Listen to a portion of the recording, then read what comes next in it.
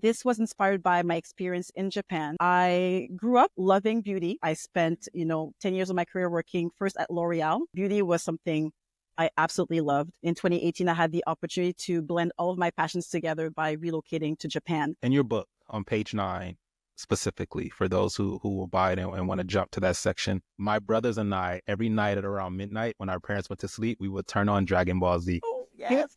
You are speaking my language. The Gohan Cell series? Listen, etched into my memory, Christina. You turned a problem into a product for people. I did. I designed for myself first, and come to find out, so many people were struggling with the same challenges and were looking for solutions. Markets aren't tailored to us, especially when it comes to our hair care. I was used to being that person having to evolve in an environment that wasn't designed for me. I envy the young generation now where I'm like, y'all have Fenty and you can just, go on Instagram and buy everything. I'm like, we were struggling. After 6 months, I ran out of products I had brought with me and I was kind of desperate. So I phoned a friend and I said, can you ship me some products? I'm really, really desperate. So just ship them DHL overnight. I don't care. Just give me my hair care. I don't care the cost. Well, Leroy, it cost me $350 in shipping alone.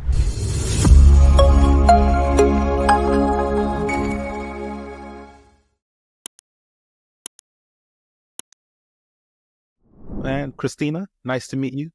Thank you, Leroy. And I'm super excited to be here. Man,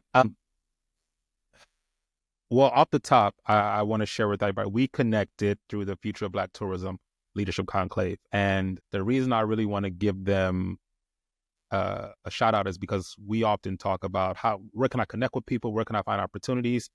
That was a great space to be in. I don't know how you felt about the whole experience, but I absolutely loved the Leadership Conclave this year. I did. It was interesting because I'm in Canada. And so the Black travel content creator ecosystem is still fairly new and fairly small. So being able to connect with so many other Black travel content creators of any size, more established, emerging like me, was really inspiring. Yeah. And I mean, y'all are doing some really cool stuff out there. I was kind of jealous, to be honest. I was like, I want those opportunities too for us in Canada. Yes. So hopefully, those programs, initiatives will come to us at some point. But yes, I left very inspired, motivated, and I discovered new platforms, new creators. Yeah. So that was just overall a good experience. Awesome, man. And they're looking to bring it to Canada next year. Yay! So to Toronto next year. Yeah. Oh, they're exploring it. Yeah. The idea of bringing it to Toronto next year. So I'm like, okay, we are in there. I am so excited for it. Oh, good news. Yeah, man. So on this podcast, Culture Travels, we talk about big topics at the intersection of travel and culture with the people who know them best. And Christina, the reason I'm excited to have this conversation is because one of the stories I want to eventually pursue is around Black women and their hair preparation before a trip. How long you got? Right? So the preparation before the trip, because my fiance, my sisters, my cousins, my friends, the amount of money and time and effort y'all put into your hair before the trip is a phenomenon in itself. And so then you also talk about the hair care maintenance for Black women, Black people in general who are living abroad. Mm-hmm. That's always a question that comes up. And you've written a book on that experience, very specific to Japan for whatever reason. And we'll explore that here. Black folk are highly interested in Japan and Japanese culture and want to live there and move there and travel there and explore that. So, wondering why that is, and we'll get into that here in a second. But to kick us off, why don't you share who you are, what you do, and why you're here with us today? Yes, well, thank you so much. And I'm so excited to dive into this topic. So a little bit about me. I'm Christina Bellevue. Christina in color is my pen name and the name of my company, my consulting company. And what I do is I help Black travelers stay pretty and stay healthy in any country. And this was inspired by my experience in Japan. So in 2018, I left everything behind, eat, pray, love style. So quit my 6-figure paying job in Toronto, sold all my belongings in my apartment, and relocated to Japan, where I lived for 2 years. And I grew up loving beauty, loving fashion. I was fortunate enough to make it my career for 10 years. So I spent, 10 years of my career working first at L'Oreal. which is the biggest cosmetics company in the world. And then I spent almost 6 years working at Procter & Gamble on personal care and hair care. So beauty was something I absolutely loved. And I was really interested in Japan and also in beauty trends. And in 2018, I had the opportunity to blend all of my passions together by relocating to Japan. And so once I got there, it hit me. How am I going to stay pretty in a foreign country where I don't speak the language, where 98% of the population looks nothing like me, where I came with 2 suitcases full of clothes, some items, but definitely not enough hair care or even skincare products to suit my needs.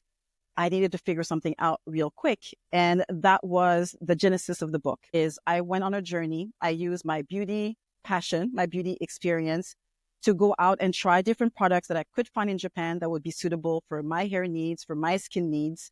And I started compiling everything into a document just for reference. And there was a watershed moment where after 6 months, I ran out of products I had brought with me and I was kind of desperate. So I phoned a friend and I said, can you ship me some products? And I said to her, I'm really, really desperate. So just ship them DHL overnight. I don't care. Just give me my hair care. I don't care the cost. Well, Leroy, it cost me $350 in shipping alone for my friend to ship me that box of hair care products. And that's when I said, well, sis, you can't keep doing this. Yeah, I was saying that ain't sustainable, Christina. What we right. So I was like, what are we going to do? And so that's how I went on my journey to, really try different products and test them out. And it started with hair, of course, but then it expanded to skincare and to perfume and to makeup. And I discovered there were so many great Japanese products that actually worked for me. And maybe products I never thought would have worked for me, but I tried them on and lo and behold, it works with my skin. It works with my hair. The colors are rich enough for my complexion. And I compiled everything. And I had Black girlfriends in Japan who were, we were exchanging tips and advice. And I said, well, you know what? I have this document that I've been, working on. Let me send it to you with some recommendations. And that was the genesis of the book, that little document of me trying to figure out options, beauty options in Japan.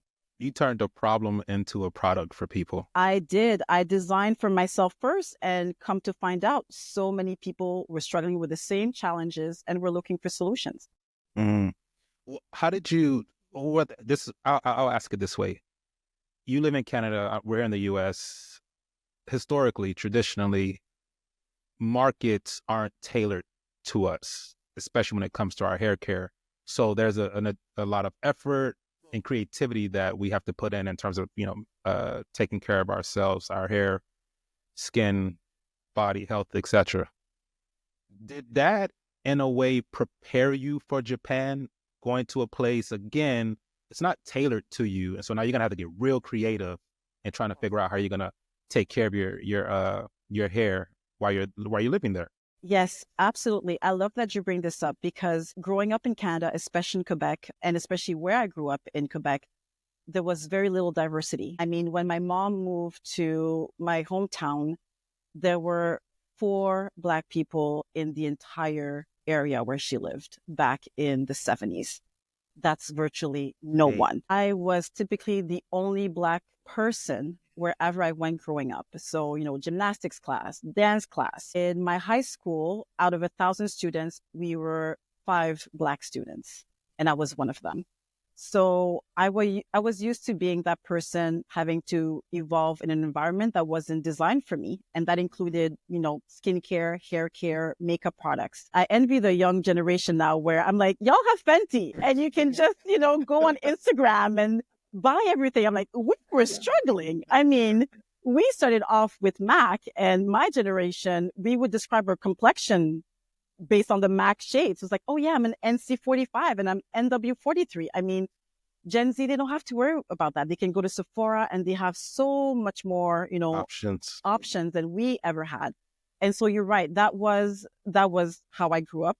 And it gave me, I guess, maybe the creativity, as you speak to, and also the resilience and the curiosity to go out there and say, okay, well, it's not designed for me per se, but how can I still make it work for me? And I mean, I remember my mom would buy, eyebrow pencils, and that's what she would use to line her lips because it was the only shade that was dark enough for her complexion. And so I saw the creativity with my mom. I also started exploring.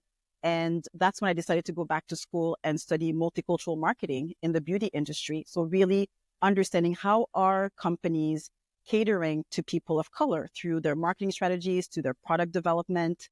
I worked at L'Oreal for almost 3 years. And I still remember, even though I had a 50% discount as a L'Oreal employee, I would still have to go to a competitor to find products that work for my skin tone. So I couldn't buy foundation because they didn't have the shades dark enough back in those days for me. You're an employee there. And I was an employee. So I would go to MAC or Estee Lauder or CoverGirl at the time, and I would buy their products, even though I had 50% off all of the L'Oreal products and brands, which is a lot. So we've come a long way. When I think of all of those things, they all came together into me becoming a beauty hunter, me eventually relocating to Japan and wanting to learn more about the landscape and discover the beauty landscape, writing the book, and also the creativity that you speak to in terms of making things work for us. How would you define beauty hunter for our audience? What is a beauty hunter? Yeah, so I love that question because I think of myself like Lara Croft of Tomb Raider. She goes around the world to these different cool places and she finds these relics. And I'm a bit of the same. So whenever I travel, I love to go to the local drugstore or to the beauty department. And I like to see, okay, what kind of brands do they carry? Mm-hmm. What kind of products, whether I buy them for myself, whether I bring them back as souvenirs. I just love discovering different beauty brands from around the world to see what would work for me and what would make for a great souvenir. And so I've kept that mindset, and I definitely lean into that in Japan when I was hunting for beauty products that would work for women of color or people of color in general. In your book on page 9, specifically for those who will buy it and want to jump to that section, you bring up something that it just made me smile so much. As a kid, my brothers and I, every night at around midnight when our parents went to sleep, we would turn on Dragon Ball Z. Oh, yes. You are speaking my language. Yes. Wrestling and Dragon Ball Z were like off limits because they were super violent. And my mom wasn't vibing for it. But we loved Dragon Ball Z. The Gohan Cell series? Listen, etched into my memory, Christina. I will never forget Gohan with one hand blasting the fuck out of Cell with his dad's spirit behind him, edging him on. Like, I would never forget it. It is part of my childhood memories. And it's so cool today to see Black people who are openly expressive about their love for anime. You talk about Meg Thee Stallion, who's been very vocal about her love for anime, even referenced it in some of her music. Michael B. Jordan. Yes. Literally. Creed 3. I believe when you watch Creed 3. Yes. And the punch. Yes. From the close-ups. The close-ups. Mm-hmm. He talks about how that punch was the same punch that he saw Goku give to Frieza. And he's like, I took that as like, I'm going to put that in. So to see Black folk, especially the celebrities, not only talk about it, but integrate it into their art is just so cool to see. And on page 9 of your book, you talk about your love for anime as a child and how that sparks your interest in Japan. Was anime like your first introduction into Japanese culture?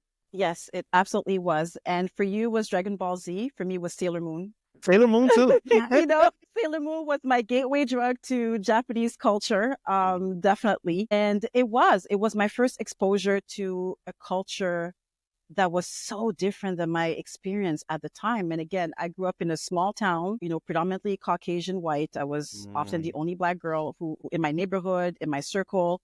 And when I would open up TV and I would see this really cool, almost futuristic looking country, city setting, it just took me away. It was an escape from everyday life. I found it so magical on so many different levels. And so that was the beginning. And then I took karate lessons growing up. At least I tried for a couple of years. And then, I read Memoirs of a Geisha, even though I know it's not the most, it's not the book that necessarily speaks to Japanese culture, but it was another entry point for me to learn more about an aspect of Japanese culture, geisha. And then when I went to business school, they would talk about the big Japanese companies like Sony and Nintendo and, business practices like Kaizen. So Japan was just everywhere. And I had a Walkman and I had a Nintendo at home and we drove a Toyota. And I just thought, man, this is like the coolest country ever. Like they just do the coolest stuff ever, like on TV, in your car. Like, and so there was this fascination with Japan and this curiosity again, this interest in the culture. And I ended up going to Japan the first time in 2017, many, many years later after anime and after my exposure. And I loved it. And of course, the beauty shopping was just unbelievable. I loved it so much. And then a year later in 2018, I ended up going back for 2 full years living there. Do you feel like, sometimes when you watch a piece of content or media from a country, read a book, we often think we know that place. Did anime and your experiences of Japan, Japanese products like anime, cars, so on and so forth, did that shape how you approach Japan and Japanese people? It did in a way. I think it created a sense of familiarity. Now, maybe that was manufactured familiarity with the culture because anime is it is a culture and it's not a culture. I mean, it is fiction. So there are things that are fictionalized. And then there are things that are very real. So I remember one of my favorites, it's not an anime and it's more modern, but it's Agretsuko on Netflix. She's a little red panda and, she has anger issues and she sings death metal, as a way to kind of express herself. And there are moments in that show where I start laughing because I'm like, they're so authentically Japanese. It's so perfect. It is very much a true representation of Japanese culture and Japanese traditions. And then there are other things that are just more, for fun, fictionalized, made exciting. But yeah, it did give me a sense of understanding the culture up to a certain point. But, as you know, culture in the country is so much deeper. It's so richer. There are way more nuances than what we see, on anime because they have to keep it simpler for foreign audiences. But yeah, it did kind of give me a sense of, connection, familiarity, understanding, on some aspects of Japanese culture. Interesting. So we landed, so your first time in Japan was 2017. That's right. Is that's also the year you started the book, or was it the second time you went? It was the second time in 2018, although some of the brands I discovered in 2017 made their way in the book afterwards. I think of my all-time favorite eyebrow pen from a brand called Suku, which to this day, it's been 8 years now. I still use the same eyebrow pen. I just love it. And who would have thought the color is so perfect and it's designed for Japanese people with a Japanese, skin tone Japanese population. And yet I still haven't found another better eyebrow pen than this one. It's just perfect, Leroy. Perfect. Man, they make they make great products. They do. They make high quality products. And here's what's even more fascinating is when I lived in Japan, it was very hard for me to find products for my complexion. But what was interesting is that many Japanese beauty brands who sell internationally have a full range of colors in their foundation. So they would have shades for me, like Shiseido, Clé de Peau, Kanebo. So internationally, in North America, in Europe, they would sell products for my skin tone, but they would not carry those products in Japan because the market is so homogeneous and Japanese. They were like, well, we don't need those shades in Japan, but internationally, they would offer them. So I would go to the counter and ask them, I would show them on my phone, I still don't speak Japanese. I'd be like, do you have this product? And they would look and they'd be like, oh, no, we don't. And I was like, but you sell it. Why can't you, place a special order, do something? And they'd be like, no, we can't do that.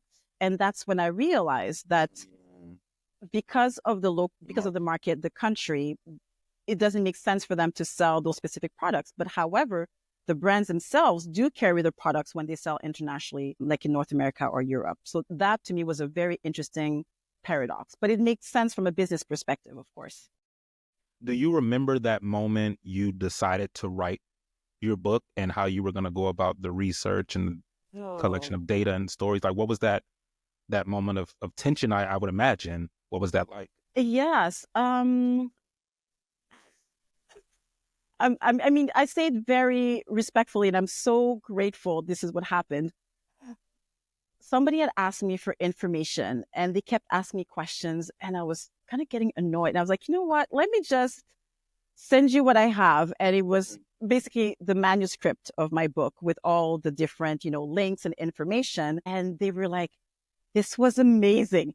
This was so helpful. I found so many product recommendations and places to get my hair done in your manuscript, your document. You should turn this into a book.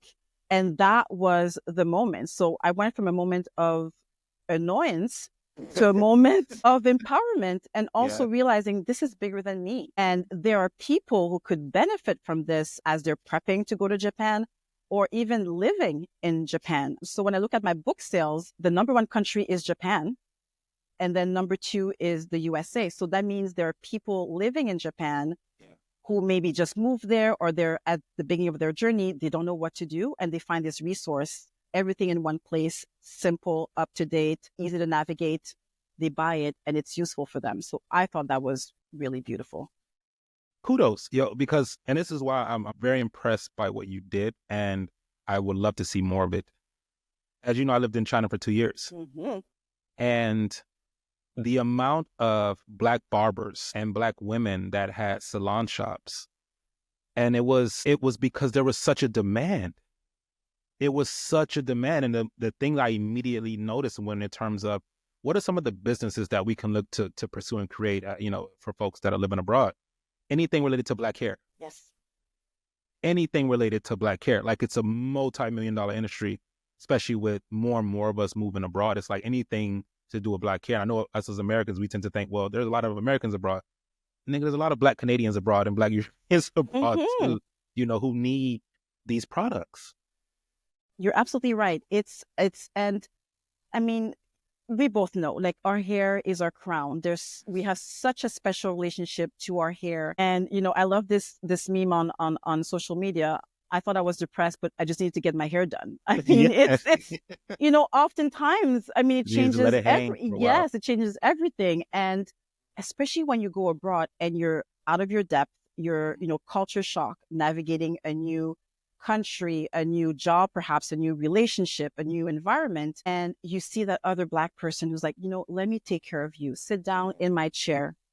And for this half hour, 2 hours, I'll take care of you. I mean, and you're safe.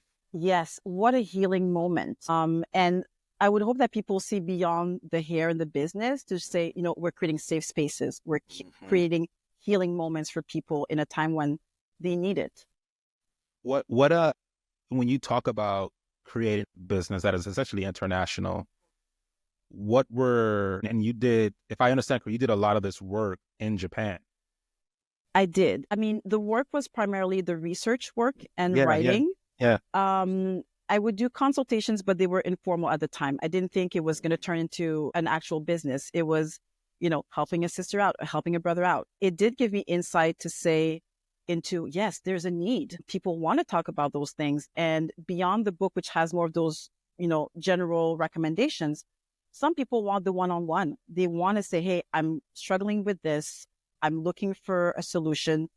Can you help me? Do you have any suggestions? And it goes beyond the book. They want something more bespoke for them. So I think there's definitely that opportunity to do more coaching, one-on-one, or with many people to specifically help them with the challenges that they're facing. And I think sometimes we're like, well, I'll stay pretty, and it's all about the physical appearance. And I say, it's so important.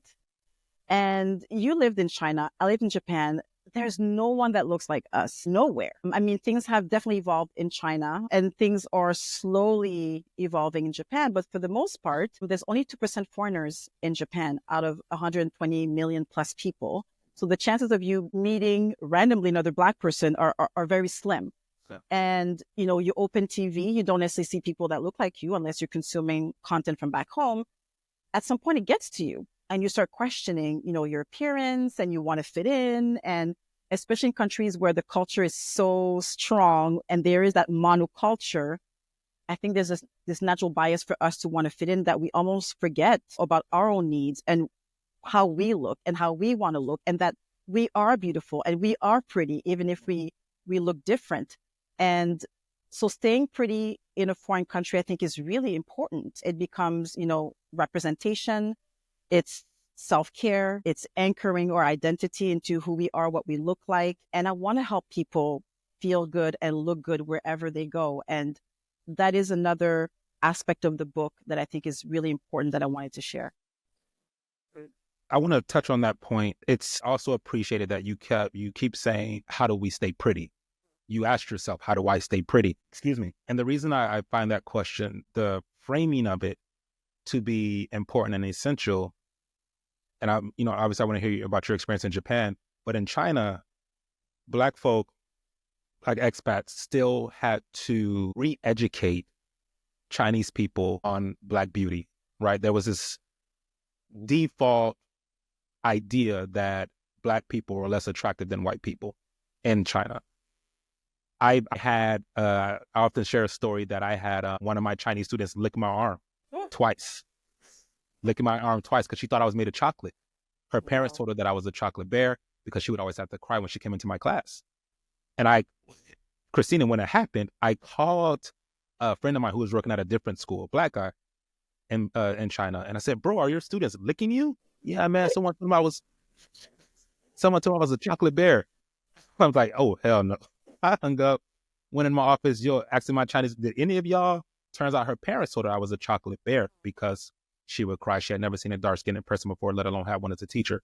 So there's a degree of dehumanization that is almost like a default at least with Black people and their experience in China.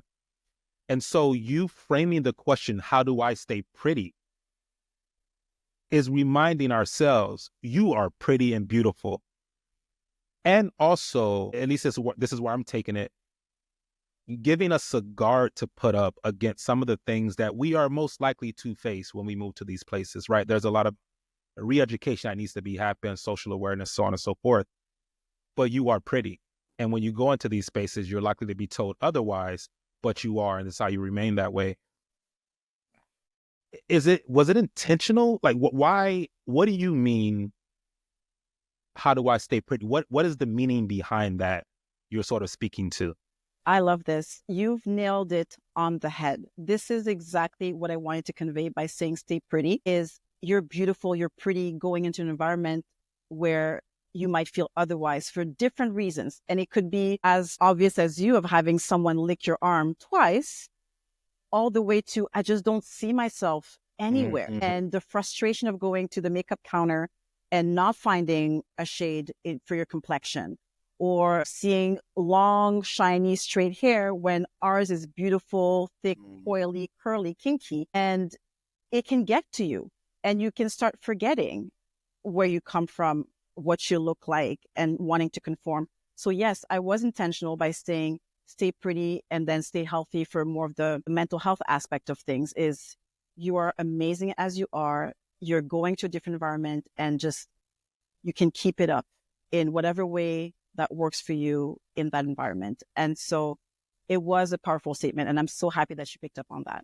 Yeah, I was like, I really like this. And I assumed that's where you were going with it. And I appreciate, again, the framing of that statement, how to stay pretty. This is who we are, right? But you're about to go into an environment that's going to challenge that. But, here's your shield.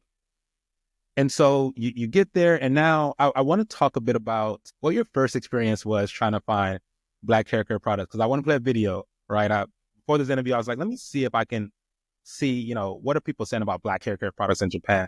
So I was able to find this one video, this young lady, she's just showing her audience on TikTok. Let me bring it up here. Was that good enough, or are you going to bring your own products? Oh, okay. Oh, I have a lot to say about this. Oh my gosh. Not only that, I want to give credit to that creator. That was Jam Takes Japan. She's on TikTok, been doing her thing. That's Jam Takes Japan. I want to give her a credit. Absolutely. I love this. And oh yes, I have so many thoughts to share on this, to share about this. And the reason is because she's on base.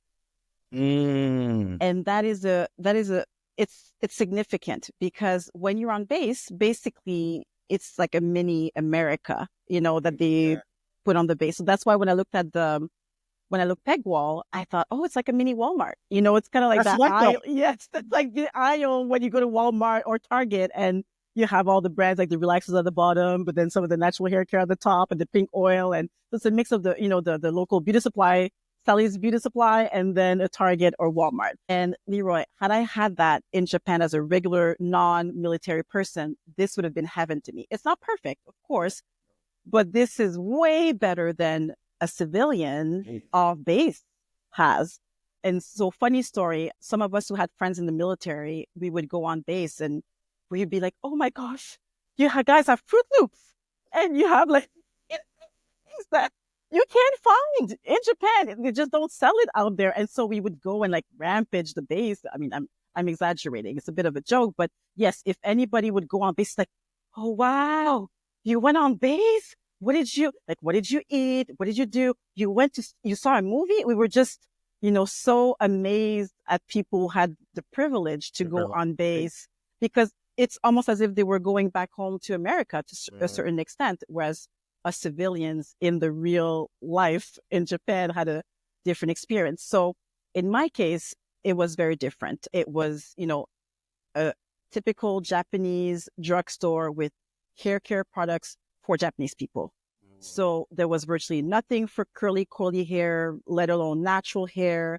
Everything was volume or strengthening or smoothing. And I struggled to find hair care products. I tested quite a few things. I did find a few items, which I talk about in my book. And this goes back to the creativity. And there's one specific product that I love to talk about. The product is called The Product. So that's actually the Japanese brand name. It's The Product. And it says dry shampoo. But the reason why I was fascinated by this product is it says dry shampoo, but it's liquid. So I said, okay, here's a Japanese product called The Product that says dry shampoo on the packaging, but it's liquid. Like I was just, make it make sense. What is going on here? What's going on here? Turns out it was a scalp refresher. And so when I was wearing braids in the summer, it would get really hot. I bought this product, I would spray it, and then my hair would smell better. It wouldn't be so itchy.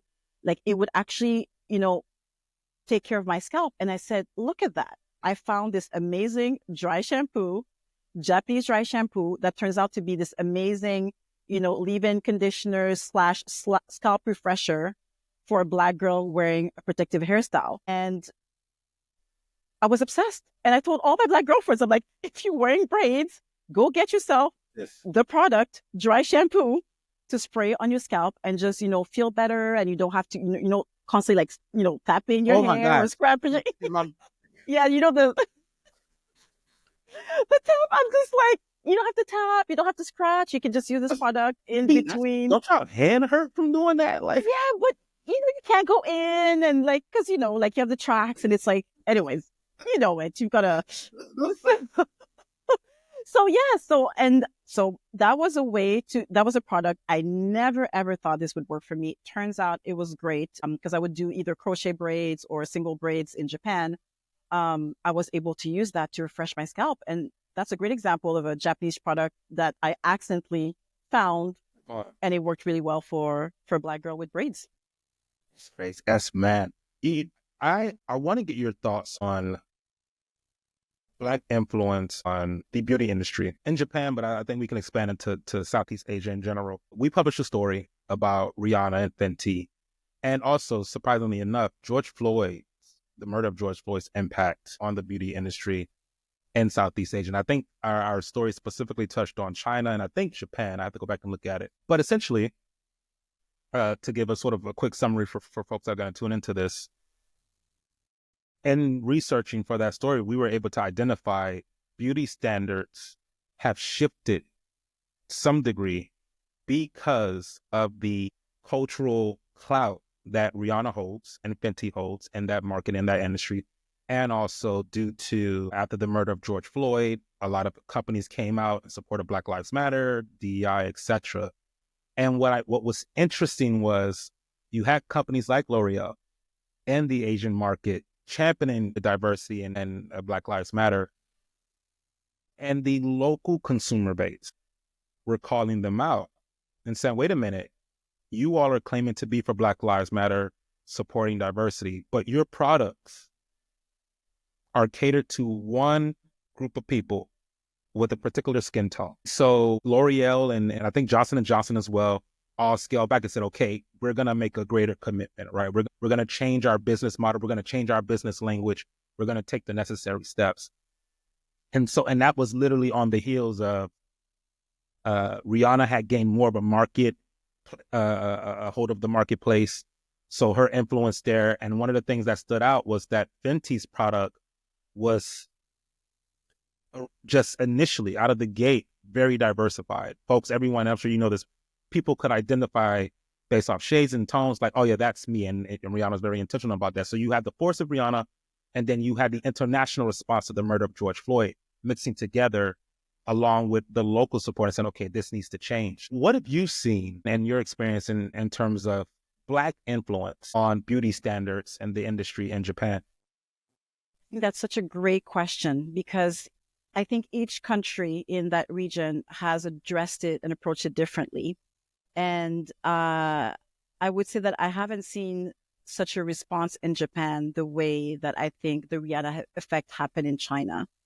I'd say Black beauty, to a certain extent, has been more represented through biracial, so half Japanese, half Black individuals like Osaka Naomi, Ariana Miyamoto, who was Miss Universe Japan in 2015, Rui Hachimura, who plays for the Lakers, like having successful Blasian, half Black, half Japanese individuals did bring more of Black beauty, certain type of Black beauty to the forefront. And I remember seeing, Naomi Osaka being the ambassador and the face of a Japanese sunscreen. And I thought, this is fantastic, because she's everywhere in all the drugstores, and you see, a little Black girl with a darker complexion fronting the biggest Japanese sunscreen brand there is. And I think that's where we saw a bit more of that shift, but not to the effect of what Rihanna did in China. Now, what is interesting, though, is, Black beauty is still infiltrating everywhere because we're trendsetters. So you can kind of see those trails, pick those threads everywhere. I would see Japanese hair salons catering to Japanese people, doing locks, doing perms, doing braids, the whole gamut, Black hairstyles on Japanese people. That to me was the most interesting. So even though I wouldn't see necessarily a Black model, in a Japanese beauty commercial, or I would go to a Japanese beauty counter and I wouldn't find shades for my complexion, I could still see how Black beauty had touched Japanese culture, beauty culture in some ways. And the hair was definitely the most noticeable one. How do you blur that line? For you, where is the line blurred when in terms of cultural appreciation and cultural appropriation? Oh, you know what? That's such a great question, because I would say I also struggle with the reverse of when I'm exploring Japan. Yeah, interesting. Yes. From our side. Yes. We don't. Right, because we also always talk about, they took from us, but I'm like, what happens when we take from them? And the reason I point this out is because when I went to Kyoto, I did a geisha makeover. And the whole experience. So it was 3 hours, and they put on the makeup, the white makeup. They did the lips. They did my hair, and I had braids at the time. And the girls were so lovely. And they did my hair geisha Maiko style with my braids. And I wore, the kimono with the obi, and I did a photo shoot. It was an amazing experience. And I'm often reluctant to talk about it because I'm like, oh, will people, jump at me or what happened? And so in the chair, because I was with the girl for 3 hours, I asked her, I said, well, how do you feel about foreigners coming in and doing this? And I thought her answer was just so touching and enlightening and insightful. She said, you know what? Geisha microculture is declining in Japan. Young modern ladies, they don't want to become geisha anymore because they'd rather, work in schools or, have different types of jobs. Yeah. Therefore, we don't have opportunities to share that aspect of our culture as much anymore. So when we have foreigners who come and who are respectful about, they're embracing the experience, we're walking them through, they have such a great time, they feel beautiful, they take pictures, we love it. And I think it's the way we approach it. Like, are we respectful about it?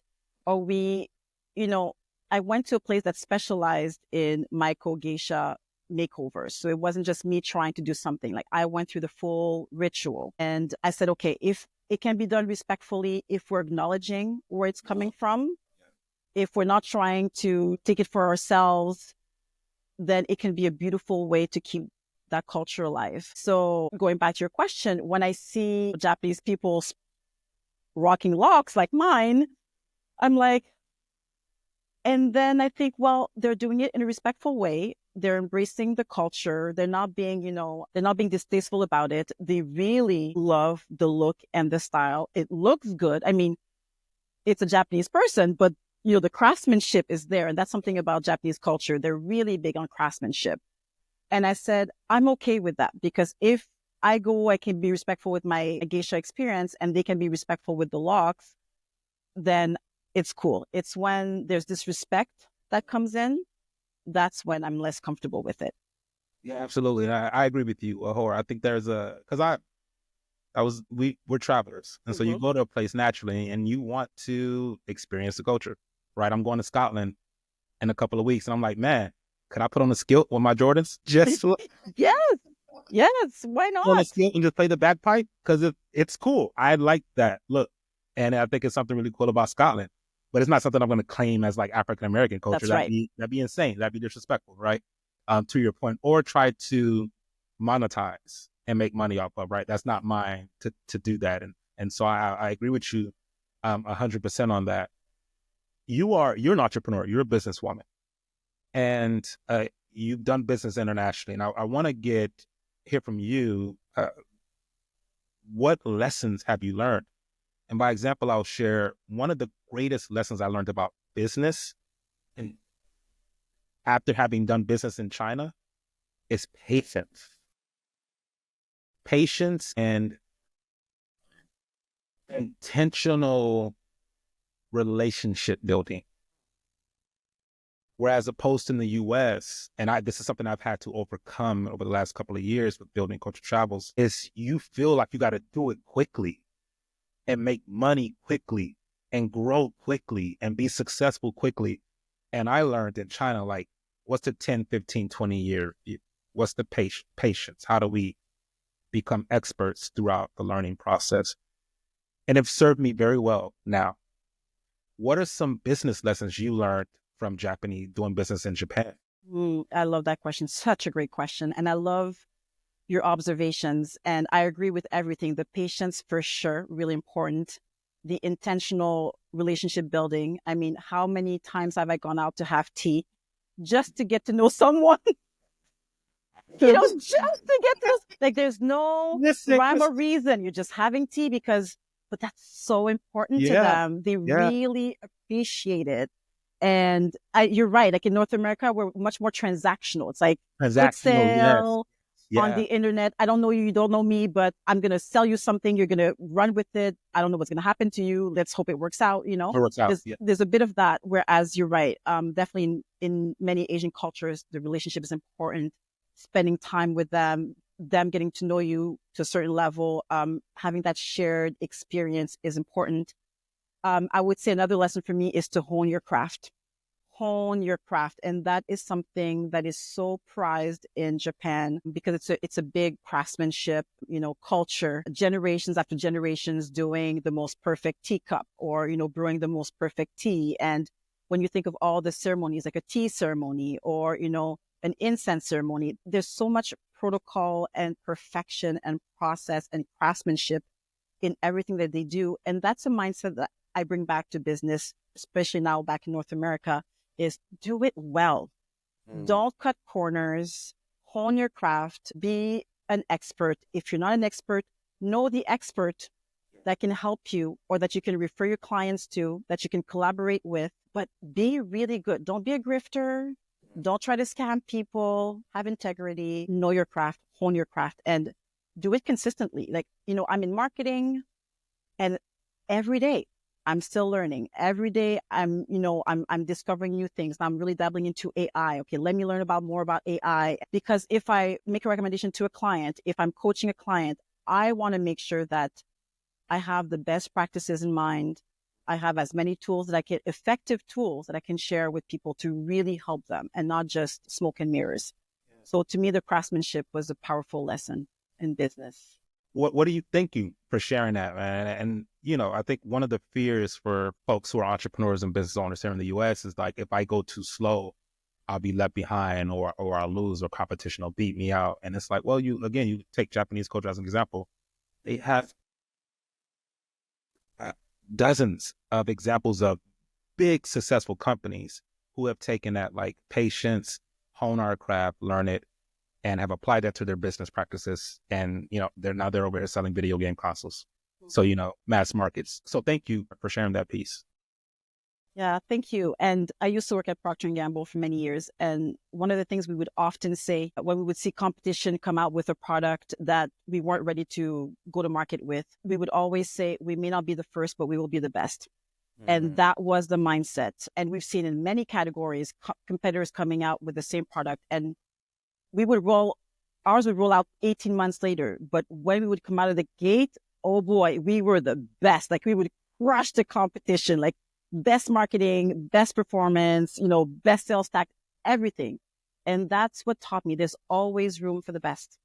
Always. Oh, I love that. Always room for the best. Always. I love that. That is a really great quote, principle to walk away with. That is really great. I'll make sure to credit you with that. Yo, oops. Did my mic, sorry. Hold on. I want to make sure. I got 2 more questions for you. Oh, good. This is great. I'm really enjoying our conversation. So thank you. No, this has been amazing, man. I really love. Oh, there we go. Okay, great. Let me make sure we're good. Give me 1 second, Christina. Let me see what's going on here. Okay. Well, we're just going to have to use this one. What's one aspect of, we talked about business lessons we've learned from our time abroad. One of the cultural behavior norms, if you will, that I sort of took away from my time in Ethiopia, and again, this is quite aligns with China, was social time. and Yeah. Social time, and again, relationship building, right? What is, and I've taken that, right? I tried to do my best to bring that back because, again, I love really engaging with people and learning your stories and things like that. Like transactional relationships are off-putting to me. And I think my experience in Ethiopia is a huge part of that. What do you feel like are aspects of Japanese culture that have changed you personally and that you still carry with you today? Oh, again, another fantastic question. It would be respect for the elders and for hierarchy. Because as you know, in definitely in Japanese culture, Korean culture, we have names for, your senpai, your mentor, the elderly. And so looking up to them for wisdom, looking up to them for advice, treating them with respect and reverence. It was a bit weird at first because in North America, we're much more like, hey, informal, casual. Whereas in Japan, there's a certain level of Japanese that you will use based on if you're in a business setting versus with friends, if you're in the workplace, if you're speaking to your superior versus your direct report. There's all these, again, protocols or ways of operating. And I thought it was weird at first, but then I started to really enjoy it. And I love the respect that comes with it of, I'm respecting you as my elder. I'm respecting your wisdom. I thank you for your guiding me. And I found it really beautiful. So this is something that I do my best to carry back with me and use as much as possible. It is a bit odd in North America because we're not used to that. Yeah. And some people, it makes them uncomfortable, but most people do appreciate it. So I will say, thank you, sir, instead of just thank you. Like those small things that can make a difference. Yeah, love that. What, for those, for people that are interested in your book, why do you think folks should read, buy your book? I think it will be a great tool to make their prep so much smoother before going to Japan, because I've been in those shoes before, trying to find information and going to all these different places and not knowing, is this legit? Will this apply for me? This book was designed by a Black woman for Black people and even people of color and even non-people of color, because I've had non-people of color read my book and connect with many of the stories I share in the book. And, when we travel abroad, or when we even more so relocate abroad, we have so much to worry about, so much to think about. Let this be one less thing to worry about. Something you feel confident going in is, I've got my packing list. I know where to get my locks retwisted in Tokyo. I've got a couple great perfumes I can buy if I run out of my favorite one. I'm going to bring this back to my mom as a souvenir. Like, I got you. Everything is laid out well in the book. One-stop shop. That's awesome. Thank you. Thank you for coming on the show today. I enjoyed this so much. This is such an awesome conversation. Well, thank you, Leroy. I had a great time with you. Happy to answer any questions from your audience if you have any. Happy to come back and talk some more. So thank you again, and great job with the platform. So inspiring. Thank you. I appreciate that. How can folks just stay connected to you and your work and what you're up to? For sure. So Instagram is a great way. So at Christina in Color with a U. They can also buy the book on Amazon. So amazon.com.ca.co.jp for people in Japan. And also on LinkedIn. You can find me under Christina Bellevue on LinkedIn. And we also have a special discount for folks tuning in Correct. for this. What's that special discount for them again? Yes. So the book will be sold at $5.99 for 7 days, the next 7 days. So feel free to go and buy the book at a great discount. And we'll add that discount down into our show description and actually on all of the places that we share clips of the episode. And so I'll make sure to work with you, Christina, to keep that open for as long as we're circulating and pushing out this content. Thank y'all for tuning into this episode of Culture Travels. We're actually going to switch up the name. We haven't decided what the new name is going to be yet. But on every show, you all can expect like big topics at the intersection of travel and culture, and fashion and beauty is one of those big major topics at the intersection of fashion and culture. So I'm super excited and grateful that Christina came on today to chat with us. And we'll definitely have you back on because this is always going to be a topic to explore. I'm probably going to do like a panel with Black women in hair preparation before a trip because I'm so interested in that prep work. Y'all be locked in. So we'll definitely have you back on. Appreciate you tuning in, everybody. And we're signing off. Thank you.